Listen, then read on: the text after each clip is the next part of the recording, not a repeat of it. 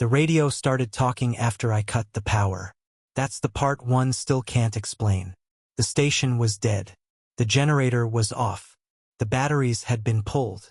And yet, in the middle of that silent ranger cabin, with snow pressing against the windows and the forest miles away from the nearest road, the old emergency radio crackled and said my name.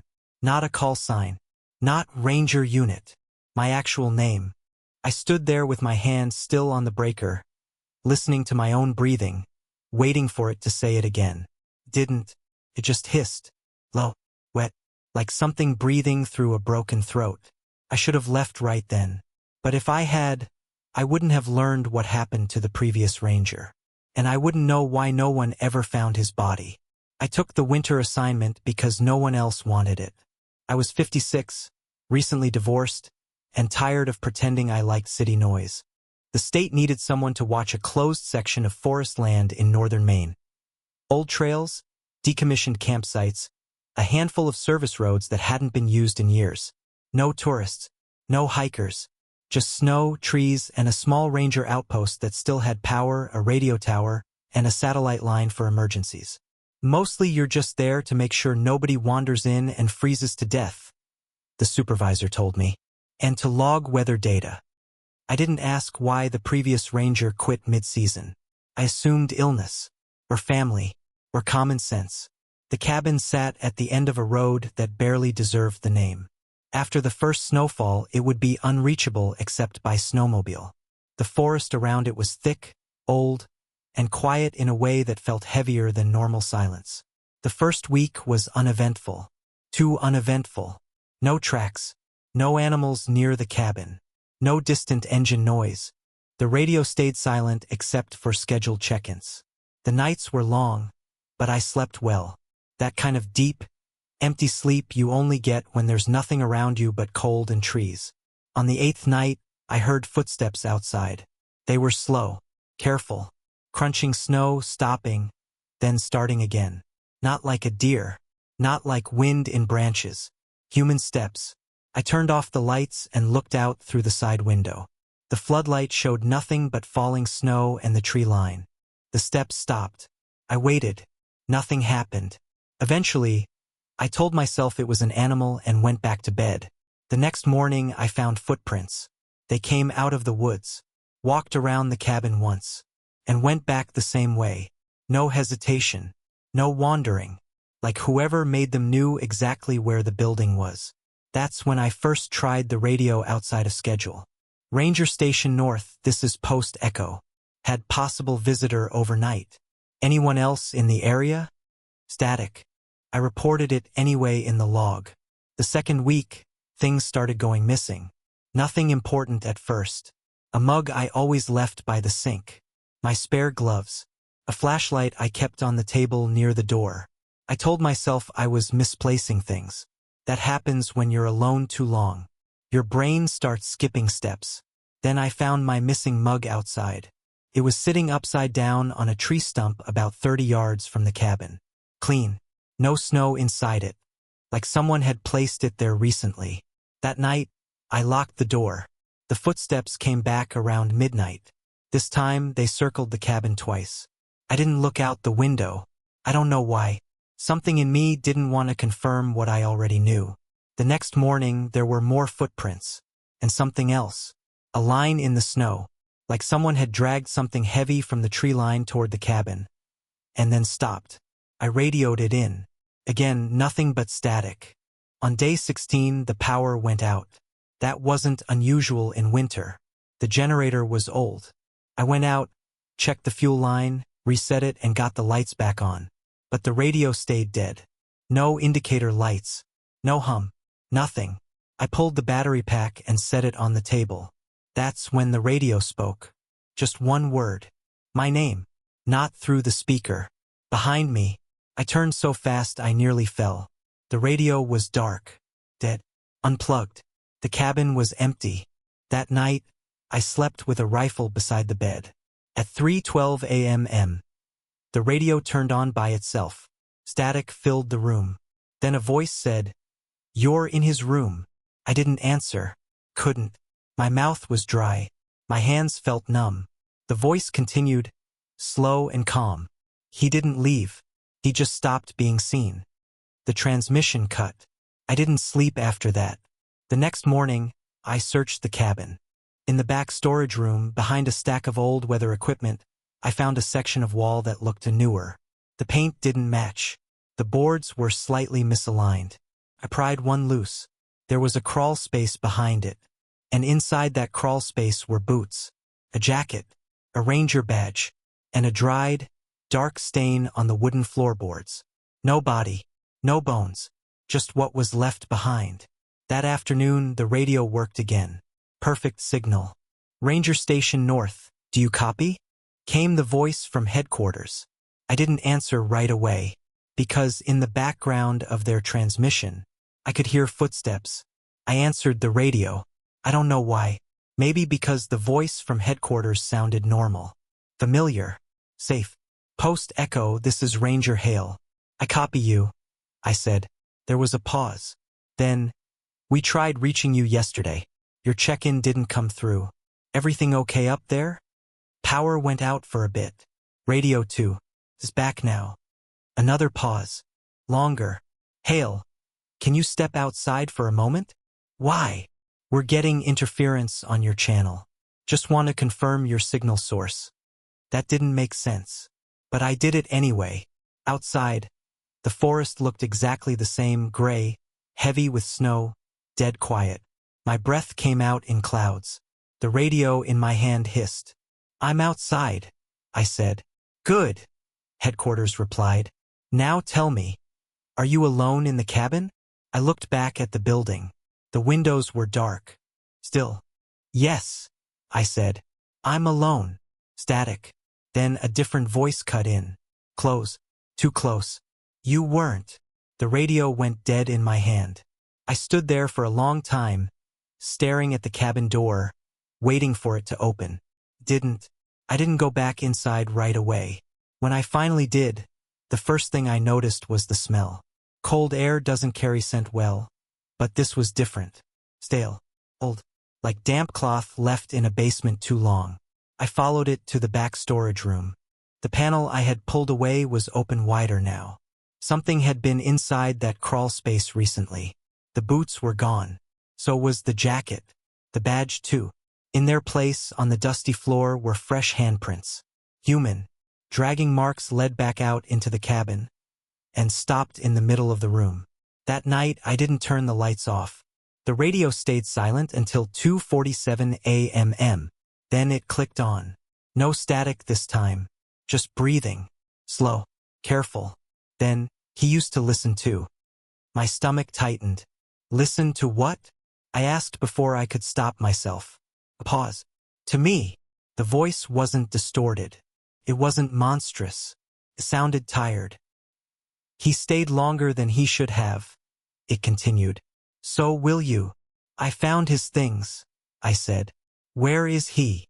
Another pause. Longer this time. He's here, the voice said. Just not all of him. The lights flickered. In the reflection of the dark window, I saw movement behind me. I turned. The cabin was empty, but the radio kept talking. He thought the forest was empty. He was wrong. You did too. I backed toward the door, rifle shaking in my hands. What are you? I asked. The answer came through the radio and from the walls at the same time. Left. The lights went out. In the dark, something moved across the floor. Not fast. Not slow. Deliberate. I fired once. The sound was deafening in the small room. The muzzle flash showed me a shape. Low, uneven, like someone crawling wrong. Then it was gone. The radio went silent. I didn't wait for dawn. I left the cabin with only what I could carry and followed the road until my legs started to fail. They found the cabin empty 2 days later. No sign of a struggle.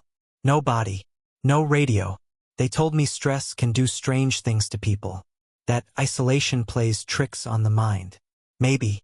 But sometimes, late at night, when my own radio is off and unplugged, I still hear a voice through the static. And it always says the same thing. You're in his room. They found my truck 3 days later, still idling, half buried in snow. The driver's door was open. My phone was on the seat, and the last photo on it was taken at 2:11 a.m. A picture of a road sign that didn't exist. That's what my wife told me after they brought me back. I don't remember taking the photo. I don't remember leaving the highway, and I still don't know what happened during the 4 hours I can't account for. But I do remember the mile marker, because it wasn't there when I passed it the first time. I was driving from Ohio to western Pennsylvania to visit my brother. At my age, I don't like flying, and I don't trust my knees with long airport walks. The forecast said light snow. Nothing serious. By 10 p.m., the road was empty. The kind of empty that makes you feel like you're driving through a place nobody's using anymore. The radio kept losing signal, switching between stations, then to static. I didn't think much of it. Hills and weather will do that. Then I saw the mile marker. Mile 113. Perfectly clean. Reflective. Like it had just been placed there.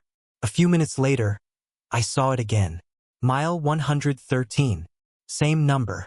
Same sign. I checked my dashboard. The odometer said I'd driven another 6 miles. That's when my phone buzzed. No signal. But I had a missed call. From my own number. They found my truck 3 days later, still idling, half buried in snow. The driver's door was open. My phone was on the seat, and the last photo on it was taken at 2:11 a.m. A picture of a road sign that didn't exist. That's what my wife told me after they brought me back. I don't remember taking the photo.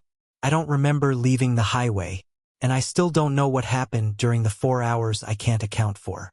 But I do remember the mile marker, because it wasn't there when I passed it the first time. I was driving from Ohio to western Pennsylvania to visit my brother. At my age, I don't like flying, and I don't trust my knees with long airport walks. The forecast said light snow. Nothing serious. By 10 p.m., the road was empty. Not quiet empty. The kind of empty that makes you feel like you've driven out of regular use and into something forgotten. The radio kept losing signal, switching between stations, then to static. Hills and weather will do that. I didn't think much of it. Then I saw the mile marker. Mile 113. Clean. Reflective. Bright in my headlights. I drove on. A few minutes later, I saw it again. Mile 113. Same sign. Same scuff near the bottom. Same little dent in the post. I checked the odometer. I'd gone another 6 miles. I slowed down. Looked around. The road hadn't changed. Same trees. Same guardrail. Same long, shallow curve.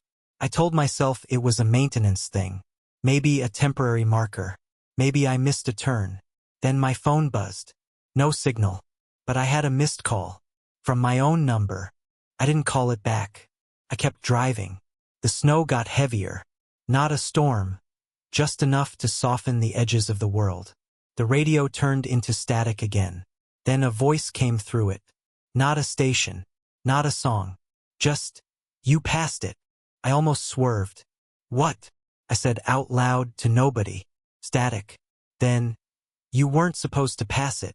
I pulled over at the next wide shoulder and shut the engine off. The silence pressed in immediately. The trees stood too still. No wind. No distant traffic. I got out and looked back down the road. There was a sign behind me. Mile 113. I hadn't seen it when I stopped. It was just there now. My phone had no service. The radio only hissed. I took a picture of the sign. I don't know why. Maybe to prove to myself it was real. When I got back in the truck, the dashboard clock read 2:11 a.m. The last time I checked, it was 1:20. I started driving again. The road narrowed. Not by much, just enough that the lines felt closer together. The trees leaned in a little more. My headlights didn't seem to reach as far. I passed a rest stop. That's what the sign said. Anyway, rest area 1 mile. I don't remember there being a rest stop on this stretch. I'd driven this route for years. But a mile later, there it was. One building. Dark windows. No other cars. I pulled in. The moment I shut the engine off, the radio clicked on. You're close now, the voice said. Close to what? I asked. Static. I went inside the building. The lights were on. but dim. The air smelled old, like dust and cold coffee. The vending machines were empty. The bathrooms were clean, but too clean. No paper towels. No trash. No footprints. On the far wall there was a map. Not of the state. Not of the highway. Just a thin line labeled road and a single mark labeled 113. I heard something outside. An engine. I rushed back out. There were 3 cars in the lot now. Old ones. Parked crooked. Snow piled around their tires like they'd been there a long time. None of them were running. None of them had anyone inside. My truck was still there. The driver's door was open. I don't remember opening it. That's when I heard footsteps behind me. Slow. Careful. I turned. There was a man standing near the edge of the lot. He looked normal. Too normal. Middle-aged. Winter coat. Hands in his pockets. "You shouldn't have stopped," he said. "Do you know where we are?" I asked. He smiled a little. Not friendly. Not cruel. Just tired. "You're at the part of the road that doesn't go where it's supposed to anymore." "What does that mean?" "It means if you keep driving, you'll stay. And if you turn around, you might still stay." He looked past me at my truck. "You already took the picture," he said. My stomach tightened. "What picture?" "The one they'll show you." The lights in the rest stop went out. When they came back on, he was gone. So were the other cars. The lot was empty again. I got in my truck and drove. I don't remember the drive. The next thing I remember is waking up in a hospital. They said I was found walking along the shoulder of a different highway, 20 miles from where my truck was discovered. Hypothermia. Confusion. Shock. My wife showed me the photo on my phone. It was the mile marker. Mile 113. Only this time there was something else in the frame. Behind the sign, just at the edge of the headlights, 3 cars. Parked. Waiting. The voicemail was 32 seconds long. The first 20 were just wind and static. The last 12 were my voice, whispering, "Don't come looking for me." I had never recorded that message. And I had never been to the place it was sent from. My name is Thomas Reed, and for most of my life I planned trips instead of taking them. Work, family, time, there was always a reason to wait. When my daughter finally convinced me to try a solo camping weekend, I chose a small state park in West Virginia. Quiet. Simple. Marked trails. Nothing extreme. The ranger at the gate checked my reservation and hesitated. "You're in Site C17, he said. "Just, if you hear anything strange at night, ignore it." "Like what?" I asked. He didn't answer, just handed me the map. The site was empty when I arrived. No neighbors nearby. Just trees, a fire ring, and a wooden post with the number burned into it. C17. My phone had 1 bar of service. Enough to send a text. Not enough to stream anything. Perfect, I thought. Peace and quiet. That night, after the fire burned down to coals, I heard someone say my name from the trees. Soft. Close. I answered before I realized I shouldn't have. "Yeah." Something in the dark answered back.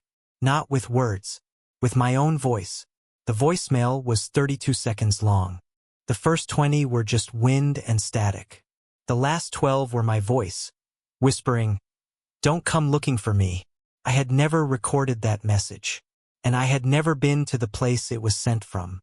That's what I told myself anyway, right up until I found my own handwriting in a park logbook 3 states away.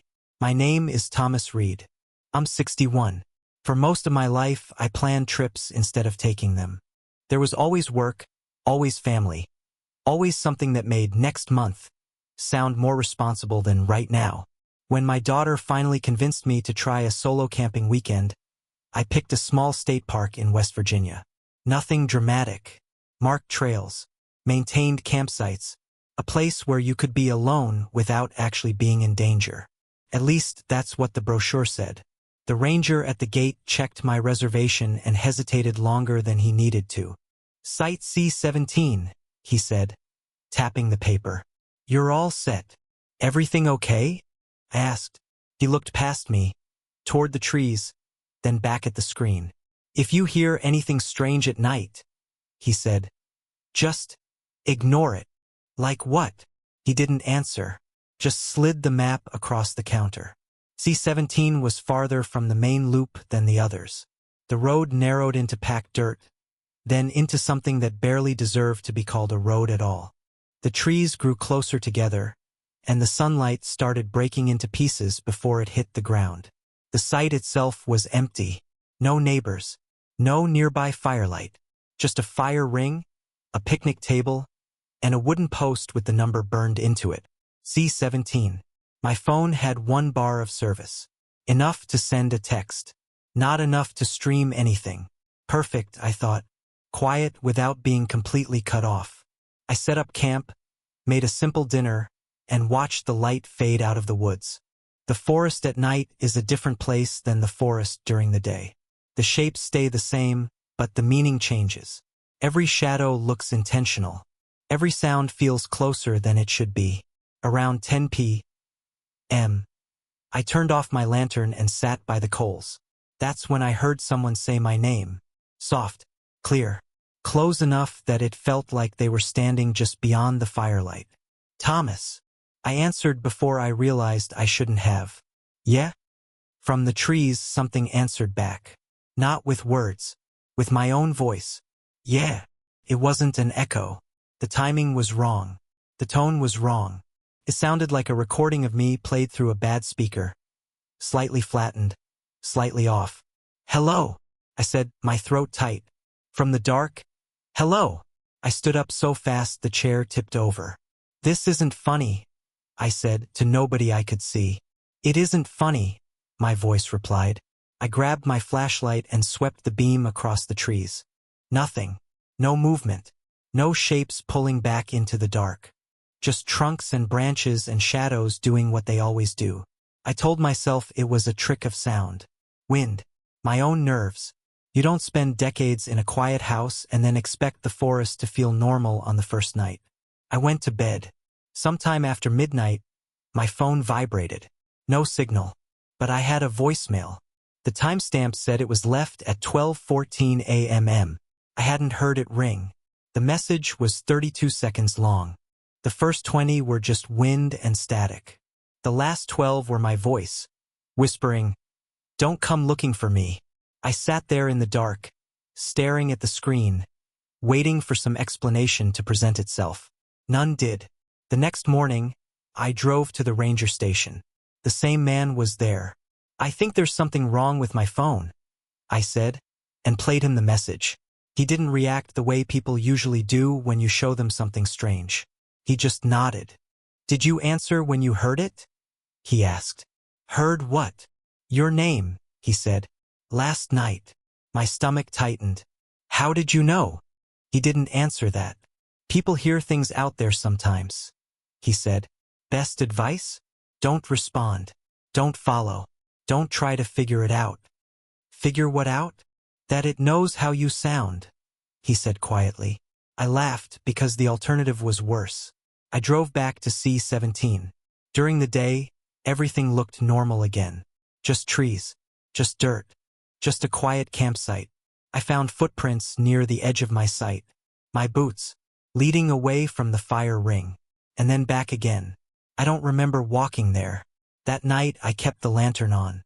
Around 11 p.m. I heard movement in the woods. Not footsteps. Not branches breaking. Careful movement. Like someone shifting their weight.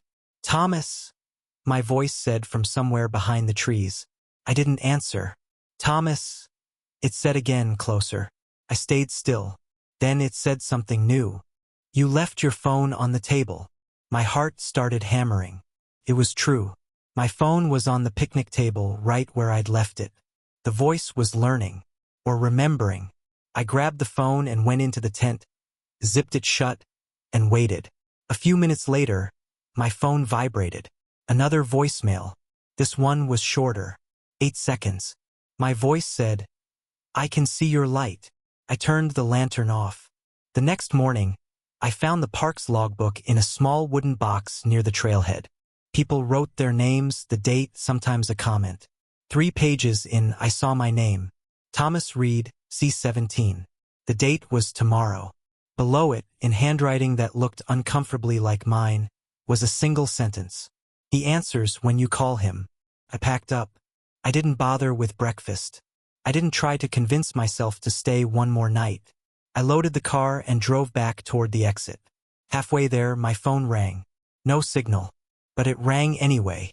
The caller ID said, Thomas Reed. I didn't answer. The ringing stopped, then started again. Then my voicemail notification popped up. A new message. I didn't listen to it. I drove straight to the ranger station. The building was closed. Lights off. Door locked. The parking lot was empty except for my car. On the door, someone had taped a piece of paper. C-17 is open. I got in my car and left the park. 2 days later, my daughter called me. Dad, she said, why did you leave me that message? What message? The one where you said not to come looking for you, she said. You sounded scared. My blood went cold. I didn't leave you anything. She sent me the file. It was the same voicemail. Wind. Static. Then my voice. Don't come looking for me. The file properties said it was sent from inside the park. From Site C-17. I went online and looked up the park. Campsite C-17 was no longer listed. They said it had been closed for maintenance. I still get calls sometimes. From my own number. I never answer them. But last week I checked my voicemail. There was a new message. It was my voice. And it said very calmly, you answered once. You can do it again.